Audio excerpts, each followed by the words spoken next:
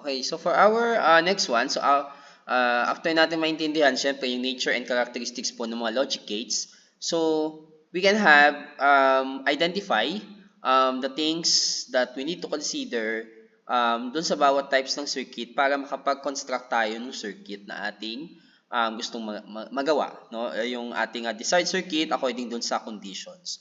So yun, kasi pag hindi natin naintindihan, syempre, yung mga bagay-bagay about dun sa logic gates, so hindi po tayo makakapag-construct ng circuit na naaayon dun sa situation.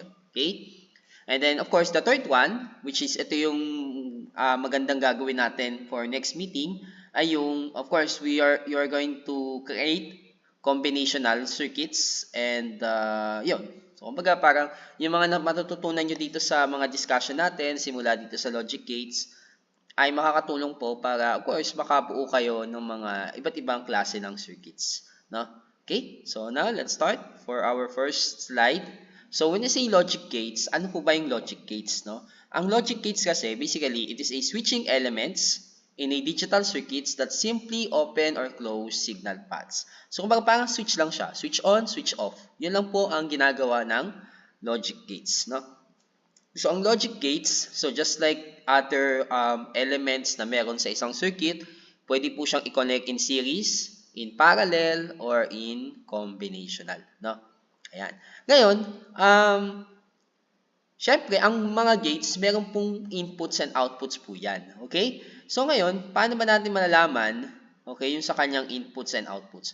So, yung inputs and outputs niya, ay pwede natin i-represent by high or low voltage level. So again po, okay, ulitin ko lang, no? Yung inputs and outputs of the gates are represented by it can be high or low voltage levels. Okay? So yung mga high voltage na yan, low voltage na yan, anong ibig sabihin yan? So when you say high voltage, it is represented by the positive terminal of the source. Meanwhile, the low voltage is represented by the negative terminal of the source. So again, when you say high voltage, ano po yan? Nasa positive yan. Pag low voltage po yan, nasa negative. So ibig sabihin, yung inputs and outputs natin, pwedeng, ayan, nakakabit po yan dun sa positive or negative, depende po dun sa voltage level. At dahil nga ito nga ay kailangan po pagdating sa paggawa ng digital logic circuits, so gagamit po tayo ng concept na binary numbers.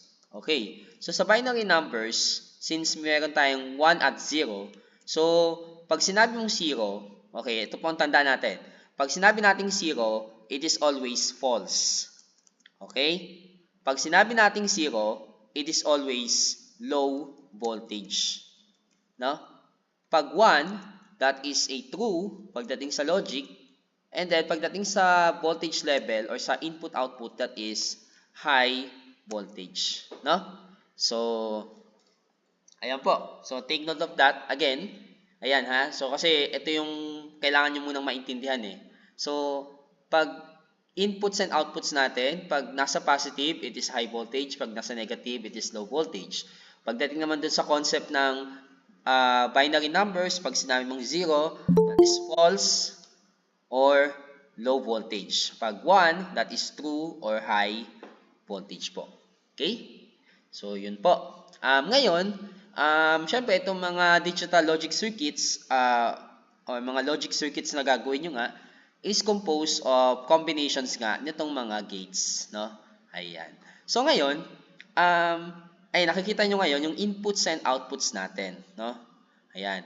Inputs, okay, basically, it is associated dun sa logic variables. So, what I mean is, yung mga logic variables, okay, when you say logic variables, syempre, that is, or those are letters. Ayan. Those are the letters that is, or that are associated with the input conditions. Kumbaga, nakadepende dito sa logic variables kung ano yung magiging inputs natin. And, yung sabi nga natin kanina, no, yung mga inputs are represented by high or low voltage levels, no? Ayan. Meanwhile, yung output natin, magbe-base tayo dun sa magiging boolean function ng logic gate natin. Okay? So, kumbaga ito, sa pamamagitan nitong variables and function, we have this input and output. Kumbaga, ang input natin is manggagaling sa logic variables, then dadaan po dun sa proseso or sa process being called as the logic gates nga, and then output is yung Boolean function. Ayan, so dun po siya manggagaling. Okay. So, ngayon, let's have this one. So, ito po yung mga, ano ba tawag dito? Mga tools, ayan, na makakatulong, of course, pagdating dun sa pagbuo natin ng digital logic circuits gamit ang logic gates. So, number 1 is the truth table. Ayan. So, ano po bang meron dun sa truth table?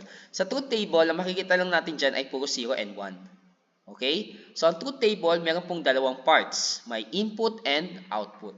Ayan. So, ang inputs, pwedeng marami. Okay? Ang outputs, ganun din, pwedeng marami. Okay? So, depende po dun sa circuit. Pero, syempre, magsisimula muna tayo dun sa isang output lang muna.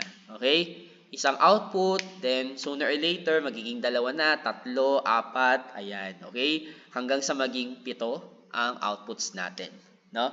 So, sa truth table, again, ayan, sabi nga dito, it defines the operations of circuits presented in terms of logic values.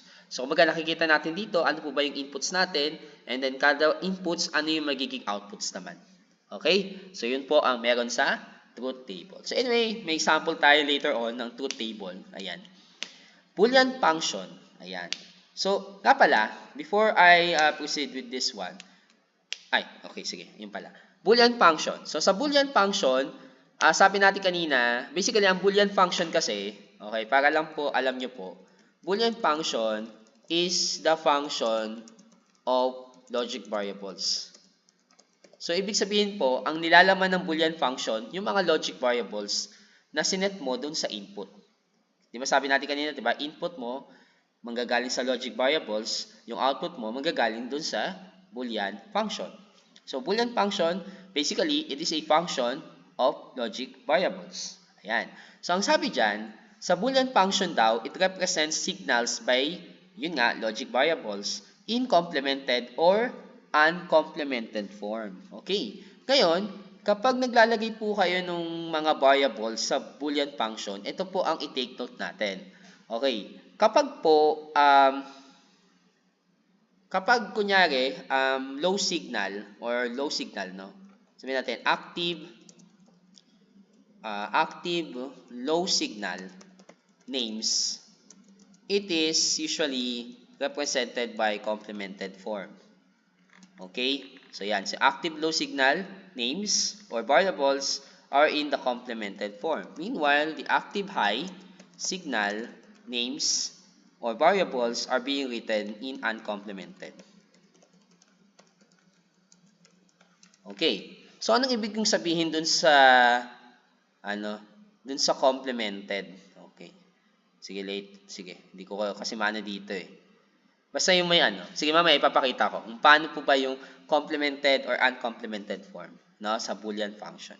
And then lastly is the logic circuit diagram, kung saan gumagamit po siya ng mga symbols dun sa bawat logic function, depende po dun sa gate, no, or being realized by the logic gates. So dito po, yung bawat symbol na ating gagamitin to represent the or to draw or to illustrate the logic circuit diagram ay may kanya-kanyang shape. Kumbaga, yung bawat logic gates na ating i-discuss today, meron po silang kanya-kanyang shape, no, which represents nga po nung distinction dun sa kanilang logic function. Okay? So, meron po tayong 7 logic gates that are being recognized or logic functions. We have the NOT, the AND, ayan. We have again the NOT, the AND, the OR, the NOR, the NAND, the XOR, and XNOR. So, yan po yung mga basically mga recognized na mga logic functions being realized by the logic gate. So, we have the NOT, AND, OR, NOR, NAND, XOR, and the XNOR. Ayan po, no? So, again, sa mga susunod nating gagawin, ito po yung mga kailangan ninyo na mga tools. We have the truth table, Boolean function, and of course, the logic circuit diagram. And of course, the actual circuit. Okay, isa-isay natin. We have the following logic gates here. So, number 1, we have the AND gate. Ayan. Anong meron sa AND gate? Ayan, yan po ang kanyang symbol. Ito po yung kanyang symbol.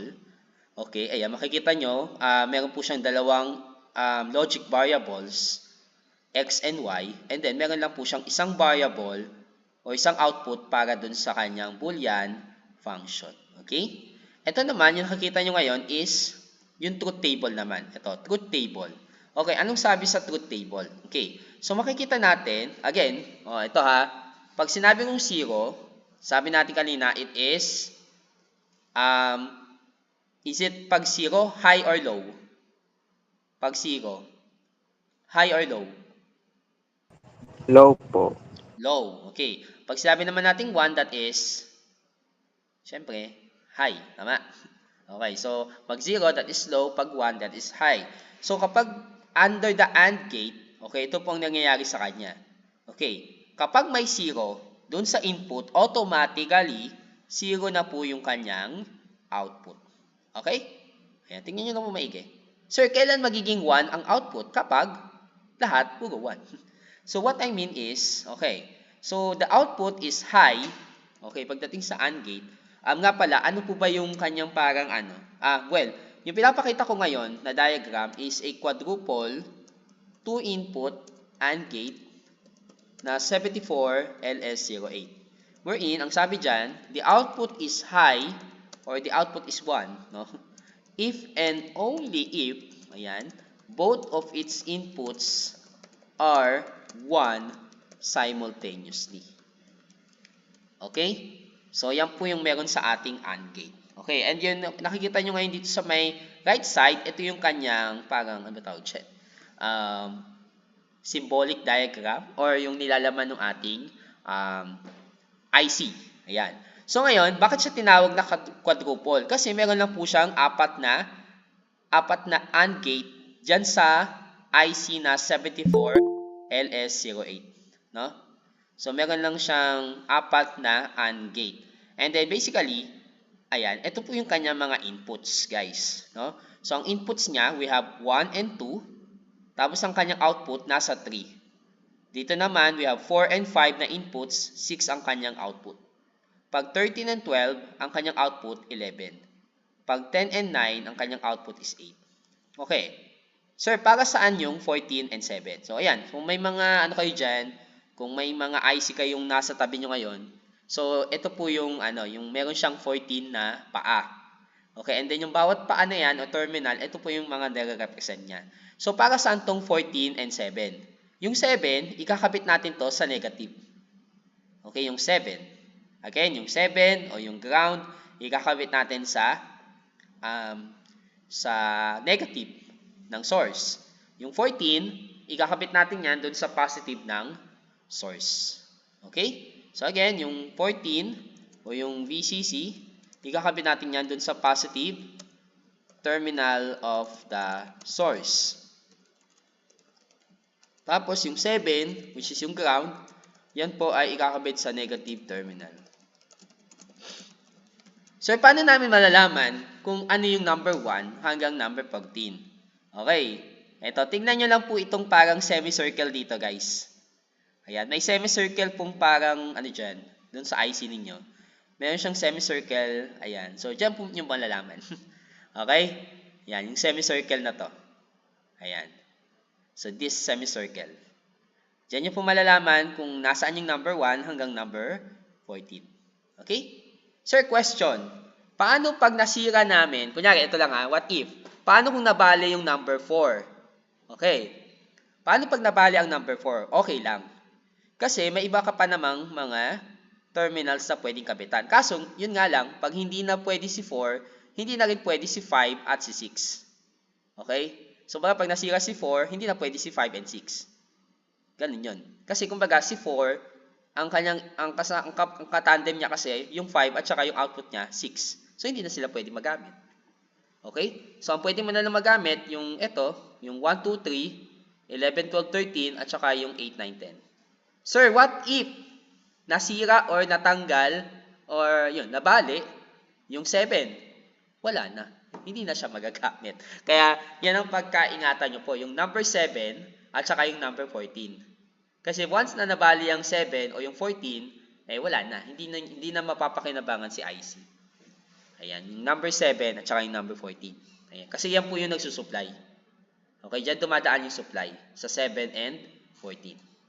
Okay? Sige po. Ayan. So, yan po yung pagdating sa AND gate. AND gate. Tandaan nyo na po yung itsura guys nung AND. Ganyan po itsura niya. Okay, anyway, may sinend naman ako nung di ba? Na Okay? Next tayo, OR gate. Ayan.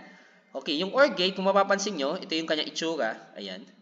Then, ito naman yung kanyang inputs, truth table. Ayan, truth table to Ayan. Basta pag may table kayo nakita, truth table yan. Ayan, truth table, ayan. Anong mapansin natin dito, guys? Pag may 1, di ang output mo, 1. Okay? So, ayan, 1. Gets ba? Ayun. Pag may 1, ibig sabihin 1 na yon. So, when it comes to quadruple, okay, so we have quadruple 2 input. So, quadruple kasi meron siyang 4 na OR gate na 2 inputs dun sa IC na 74LS32. At ayun. Okay, tama. So, dito, pang sinasabi niya lang, the output is 1 if any 1 or more of the inputs are 1. Okay? Then, of course, the output is 0 if and only if both of its inputs are 0. Ayan. Okay, so yun po yung sa may quadruple 2 input OR gate. Ayan. So, kagaya po nung kanina, ayan din yung designation ng inputs and outputs din. Tapos yung sa may ground at saka dun sa positive. Ayan. Positive and negative. Ayan. Okay. Next po tayo, let's have after OR gate, we have NOT gate. Ayan. So, okay. Yung NOT gate, ayan, hindi kasi hindi kita dito yung niya, yung complement niya. Sige. So, yan, yung NOT gate natin, kung mapapansin nyo, anong meron sa kanya? Triangle, tapos parang may bilog dito. Ayan, okay. Yung mga bilog na yan, ayan, yung mga circle, okay, na yan is, ano bang tawag dyan?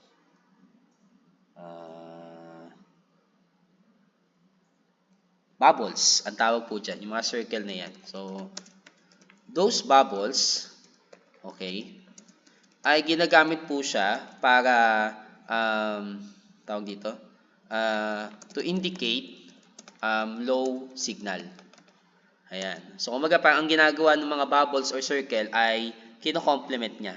So, kumbaga, kung ang input mo is 1, so, just like yung nakikita nyo ngayon sa ating truth table, pag ang input is 1, ang output mo naman is 0. Pag ang input mo is 0, that is, ang output is 1. Okay? So, yan po, pagdating po sa, ano ba tawag natin dyan? So, tatawagin natin siyang inverter. Ayan. So, yan po yung gagamitin natin to complement. Ayan. So, supposed to be dapat meron siyang bar sa taas. Yung X natin dito sa output, meron po siyang bar or guhit sa taas o vertical line. Okay? So, tatawagin natin siyang, ayan. So, ang tawag natin sa kanya is hex inverter. So, bakit siya tinawag na hex? Kasi meron po siyang, or from the word hex, diba hexagon. Diba pag hexagon, meron siyang 6 sides. So, nakikita nyo ngayon, meron po siyang 6 na NOT gate. Okay, sa IC na 74LS04. Okay? So, ngayon, ito po yung mga designation ng inputs and outputs. Ayan. So, yan, take note natin yan. Okay?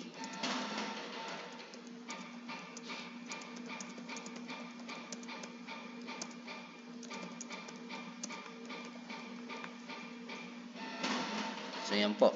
Okay? So, para i-represent natin yung complement ng isang variable, bali ang mangyayari na, for example, yung x, that will be equivalent to variable, okay, matawag din, variable with vertical line tuloy, horizontal line, okay, above, okay, So, kumbaga yun yung pag sinabi nating complement. So, when say, ayun, complement ng variable of x or variable, let's say x, so that will be x bar. Ayan. So, okay? So, imagine nyo lang po, no, yung may bar. Ayan. Basta may bar yan kasi dito hindi siya kita eh. Hindi kasi siya kita dito. Okay. Sige po. Next tayo, let's have the XOR gate naman. So, sa XOR gate, ay mapapansin nyo po, ito yung kanyang itsura ng gate. Ayan. So, ang XOR, tinatawag po siyang exclusive OR. Ayan. So, anong meron dito sa exclusive OR? Ayan. So, tingnan natin to guys. Okay. Kailan lang magiging 1 ang output mo? Okay. So, magiging 1 lang ang output mo kapag hindi parehas yung inputs mo. Ayan. So, parang ganun, no? O, parang, ayan. Kapag hindi po equal yung mga inputs mo, 1 ang output mo. Pag parehas or equal yung mga inputs mo, 0 po yan. Okay? So, yan po yung pagdating sa quadruple. So, again, parang kagaya sa OR at saka AND gate lang to eh. No? Yung XOR. Ayan. Na 74, L is 86. Wherein, the output is 1. Okay? If and only if, okay, the inputs are not simultaneously equal. So, hopefully, matake note itong mga pinag-chat ko dito, guys. Ayan, para at least, ayan, makakatulong dun sa pag-explore nyo ng mga IC ninyo. Okay? So, the output is 1 if and only if the inputs are simultaneously or are not simultaneously equal. Okay? Otherwise, kapag equal, 0 na kagad. Okay po? Ayan. Ngayon, ito, ipapakita ko na lang, syempre, yung operations ng other logic gates. No? So, we have the NAND and the NOR gate. Ito po, yung sinasabi ko pong may complement. Ayan. So, kapag may complement o i-complement nyo po yung variable, so, lalagyan nyo lang po siya ng bar sa taas. No? O ng horizontal line. Ayan. So, sa NAND gate, ang ginawa ko lang naman, pag sinabi mong NAND, syempre, that is opposite ng AND. Okay? Kumbaga, when you say NAND, pinagsamang, ano yan eh, AND and NOR. And NOT. Sorry. Ayan. Pag sinabi mong NAND. Ayan. Okay, wherein dito, nakikita natin, yung output is 0 kapag parehas 1 yung output. Otherwise, the output is 1. Ayan. Pag sa NOR gate naman, which is pinagsamang OR and NOT gate, so dyan, makikita natin na yung 1, yung output is 1 kapag parehas 0 yung inputs mo. No? Ayan. And then otherwise, 0 po yung output ng iba. Ayan. Okay. So next po, we have the XNOR gate. No? XNOR, or of course, pinagsamang XOR and NOT, which is also known as the equivalence. So dito, kabaligtaran po siya ng XOR, which is dito sa XNOR, 0 ang kanyang output kapag magkaiba yung inputs. 1 ang kanyang output kapag parehas ang inputs. Ayan. Okay po. So, yan po yung pagdating sa ating mga gates. Ngayon, let's explore itong truth table. Okay, yung truth table natin. No? Ilang question? Ilang, tawag dito? Ilan yung ating logic variables na meron dito? Ilang logic variables? Yung nasa input, ilan? So, there are, yan, ilan yung inputs natin dito? Dito, sa ating gate. So, meron siyang dalawa. Okay, dalawa. Pero ilang outputs ang binigay? Ilan to lahat?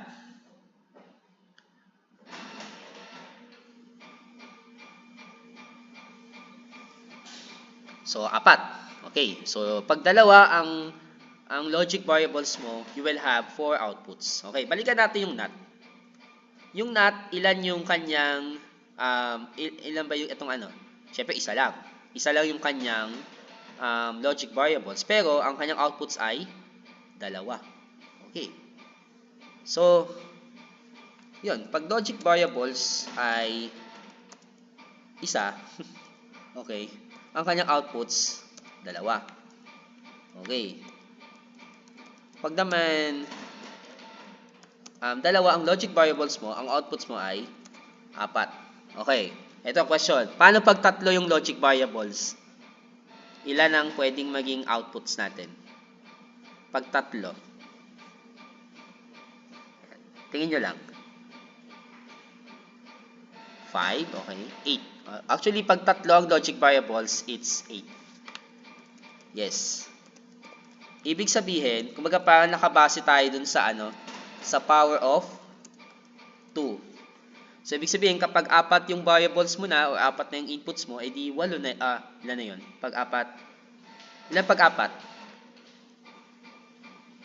Pag 4, ang bilang ng outputs mo ay, ayun, ilan? Pag 4, 16. Okay. So, yun, 16 po. Ayan. So, medyo, kapag mas marami po yung variables, mas mahaba po yung truth table. Again, pag isa, 2. Pag 2, 4. Pag 3, 8. Pag 4, 16. Pag 5, ilan na yun? Pag 5, it's 32. Ayan. Okay? So, yan po. Ngayon, ito, may mga examples tayo para medyo magets natin to. Okay. Ngayon, ito, bago tayo mag-proceed sa ating example, we have this analysis of combinational circuits. Of course, gagamit po tayo ng Boolean algebra. Okay, pero syempre ito, to be discussed after pa ng ating itong topic. Okay? So, yung Boolean algebra. So, ginagamit po siya para mas madaling masimplify yung mga functions being written in terms of logic operations. Ayan.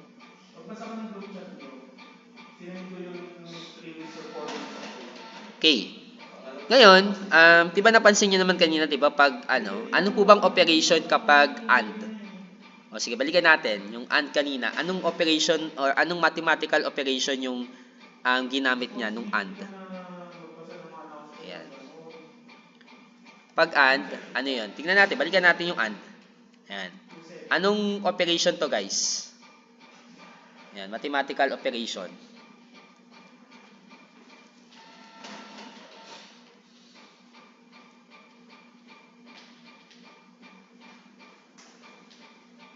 Okay, that is, yon, multiplication. So, multiplication. So, pag AND. Okay, pag OR. Ayan. Pag OR, that is addition. Okay? Then, of course, pag NOT, complement po yan. So, yan po yung tandaan nyo po, no? Pag AND, multiplication. Pag OR, that is addition. And NOT kapag, complement. Okay? So, naalala nyo pa naman yung complement, diba? Ayan. But, yung tutukoy natin complement dito is the ones complement. Ayan. Okay. Sige po. Next tayo, yun, truth table. The truth table, basically, it is derived from the Boolean function or logic circuit diagram. So, para malaman nyo po yung truth table, you need to, parang, ano ba tawag dun?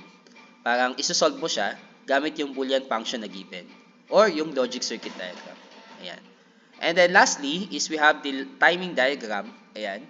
So, basically, timing diagram, it is a graphical representation of inputs and output signals relationship. Ayan. So, yung mga timing diagram, basically, kung paano mag-itsura nun, sir? Yung makikita nyo madalas doon sa oscilloscope na square wave. Ayan. So, sige, example tayo. Ito. Ayan. So, ito po, meron tayong sample problem number 1. Okay. So, ito po yung logic circuit diagram, guys, given. At ito yung sinasabi kong timing diagram. Ayan. So, makikita nyo, ito yung sa may A. Ito yung sa kanyang mga inputs, guys. A, B, and C. Ayan, pinapakita dyan. Tapos, ito naman yung sa kanyang output, guys. Okay? Ngayon, what we are going to do, given itong logic circuit diagram and the timing diagram, so, write the truth table and the simplified Boolean function for this circuit. Okay. So to analyze this one, so para makuha natin yung truth table, okay, ito. Ayan. Tingnan lang po natin yung ating timing diagram. Okay, ito yung timing diagram natin. So, ito po yung kanyang mga outputs. Ayan. So, ito po yung kanyang mga outputs. Okay. So, sir, paano nakuha itong mga inputs natin? Okay. O, kung naalala nyo, di ba yung nag-convert tayo ng octal to, tama ba? Octal to binary or binary to octal. So, ito po yung ginamit natin. Gumamit tayo ng tatlong digits. So, then alternate, ayan, 0, 0, 0, 0, 4 na 0, 4 na 1, dalawang 0, dalawang 1, tapos alternate natin isang 0 and 1. Okay? So, dito, kapag nasa taas, yung ating timing diagram, so that is 1. So, ito po yan, 0, 0, 0. So, ang input niya, output niya is 1. Okay. Pag 0, 0, 1, 1. Pag 0, 1, 0, that is 1. Pag 0, 1, 1, 1 siya. Okay. 1, 0, 0, that is 1. Pag 1, 0, 1, that is 1. Pag 1, 1, 0, that is 0 na. Ayan. So, bumaba na po siya. Okay. Then, pag 1, 1, 1, that is 0. Okay. So, take note nyo lang po, kapag nakataas, o nasa taas, syempre, 1 po yan. Pag nasa baba, that is 0 naman. Okay? So, yan po. No, pagdating sa ating timing diagram and truth table. Ayan. Then, ito na po yung pagdating sa ating Boolean function. Ayan. So, ito, makikita natin na yung A and B, okay? So, dumaan po siya dito sa may AND gate.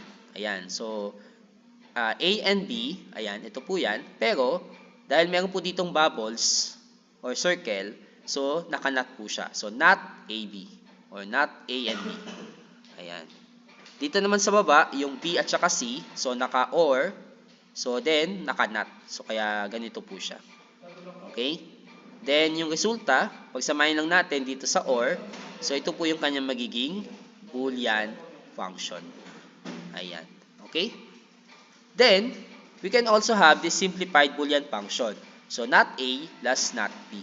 So, nawala na si C. Okay? Which is ito, yung not A plus not B, pwede siyang mag-agree dito sa ating truth table. Okay? So, kapag ito, ninat natin, kunyari, 1 and 1, so you will get 1. 1 and 1, 1. 1 and 0, 1. 1 and 0, 1 pa rin. 0 and 1, or 0 or 1, 1. 0 or 1, 1. 0 or 0, ayun, 0 na. 0 or 0, 0. So, pwede siyang ganun. Okay. Sige, then last problem tayo. Last problem agad. Okay. So, ito, mahaba to. Mahaba. Okay. Yan lang natin. Sige, basahin nyo lang muna. Ayan.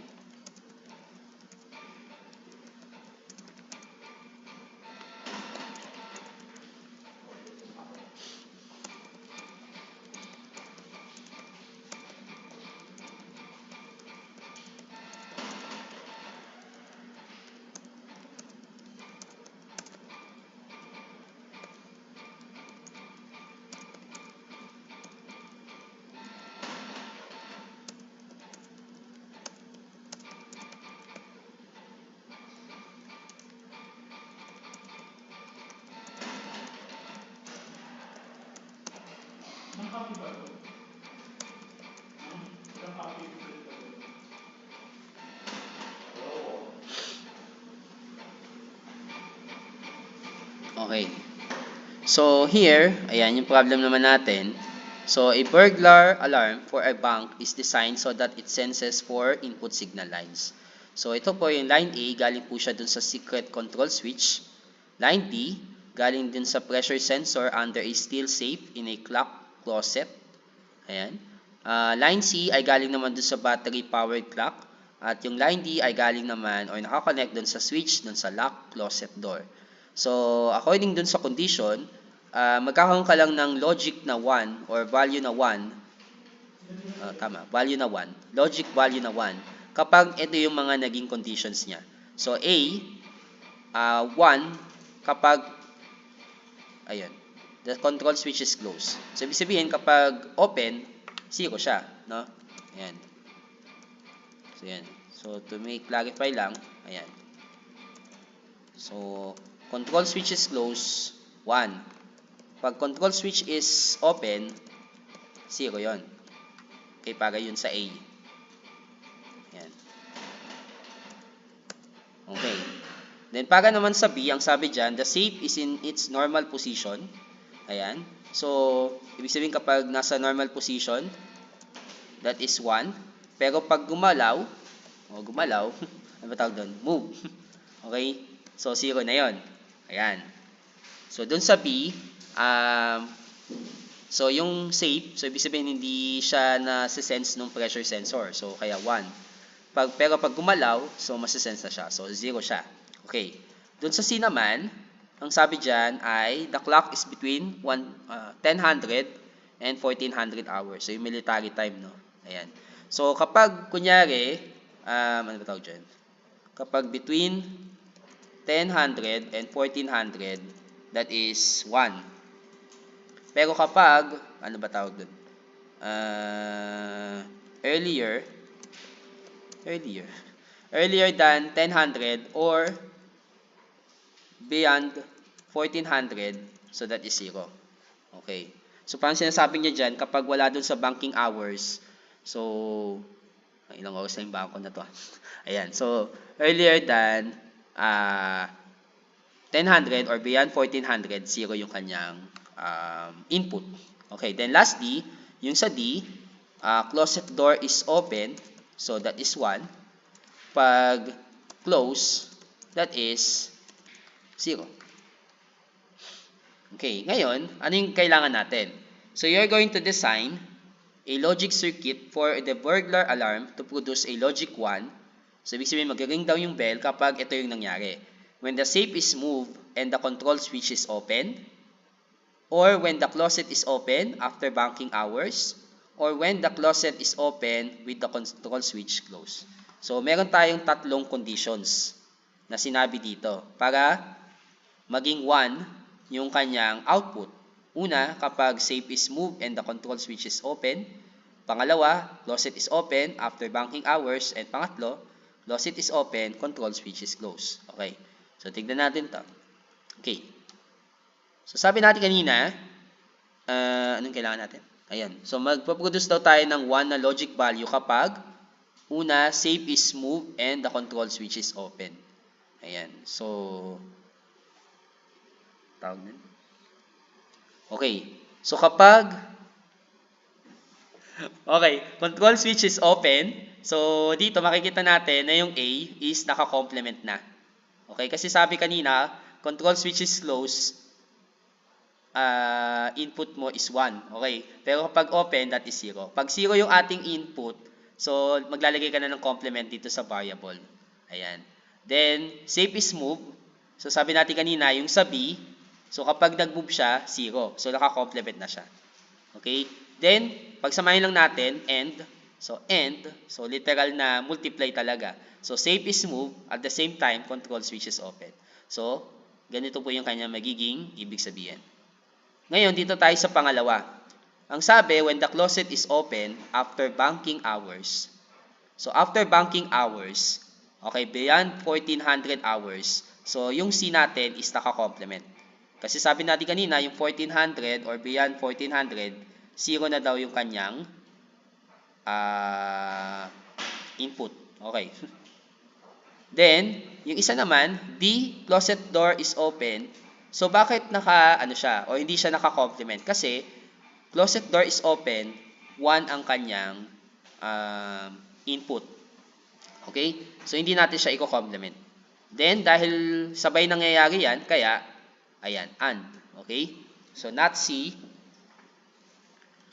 and D. Yung kanina, we have not A and not B. Ayan. Then, lastly, yung pangatlo. Ano yung sinabi natin sa pangatlo? Okay, ito. Yung isa, closet door is open. So, letter D. So, 1 naman yan. Okay? Control switch is closed. 1. So, kaya A. So, wala po silang complement. Then, sabay nangyayari yan, kaya AD. Ayan. A and D. And dahil may nakalagay na OR, so kumbaga itong tatlong events, so pwede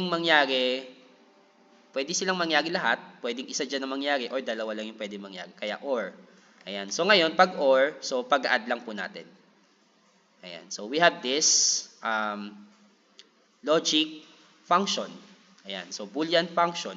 So not A, not B, plus not CD, plus AD. Ayan. At kung gagawa natin ng circuit diagram yan, so ganito po itsura niyan. Okay. So ito yung not A. So dumaan muna yung A and B dun sa not. Tapos bago pumasok sa AND. Ayan. Tapos yung C, dumaan muna sa AND, pero yung D hindi na dumaan. So diretso lang siya, no? Ayan. Tapos pagdating naman dito sa AD, so nag-top lang tayo, A, tapos D. Tapos ito, pinagsama natin siya sa isang OR. Okay, tapos ito, yung resulta dito, pinagsama natin sa isang OR. Nga pala, take note, ang gagamitin po natin pagdating sa mga circuit diagram ay hanggang dalawang inputs lang. Okay? Pwedeng isa, pwedeng dalawang inputs. So, hindi pwede na kunyari, ito, di ba tatlo yung kanyang outputs. Tapos pinagsama mo lang siya pinagsama mo lang sa isang OR. So, which is hindi pwede yon. Kailangan, kunyari, ito, dalawang AND, pagsamahin mo sa isang OR, tapos dahil mayroon pang isang AND na naka-OR, so another OR. Okay? So again, when it comes to this one, only one or two input gates will be used for logic circuit diagram. Ayan. Okay? So, yan po. Take note lang po natin. And, ayan po. Okay? Ngayon, ito, para lang bigyan ko lang kayo ng konting patikim lang sa gagawin ninyo. So, syempre, dapat familiar muna tayo dun sa breadboard connections. Ayan. Okay? Isisend ko na lang sa inyo to yung file para at least maaral nyo na din. Then, ito. So, para magkaroon yung ating supply, so ito maglalagay tayo dito sa gitna. Okay, dito. Lagyan mo itong connection sa gitna. Tapos dito, maglagay ka dito. Tapos dito, sa baba. Tapos ito yung papunta sa battery. Okay? So, paano namin malalaman kung ano yung positive at negative dyan? So, kayo po mag-decide. Okay? So, kayo po ang mag-decide kung ano po yung positive or negative. Eh, sir, paano kung meron namang positive or negative na nakalagay dun sa breadboard? Eh, di, sundin nyo na yun. Okay? So, ito, pinakita ko lang kapag wala pong nakalagay na positive or negative. Ayan. Tapos, ayan. Ito po yung gagawin nyo actually. Ayan. So, yan. You have this one. And or not. Ayan. Okay. Then, syempre, kasama po dyan yung XOR. So, hindi ko lang po nailagay. Pero, anyway, bibigay ko naman next week kung ano po yung gagawin ninyo. Ayan. So, ito naman yung sa may, So, okay. So, yun po, yung tungkol sa ating lecture po about sa logic gates. No?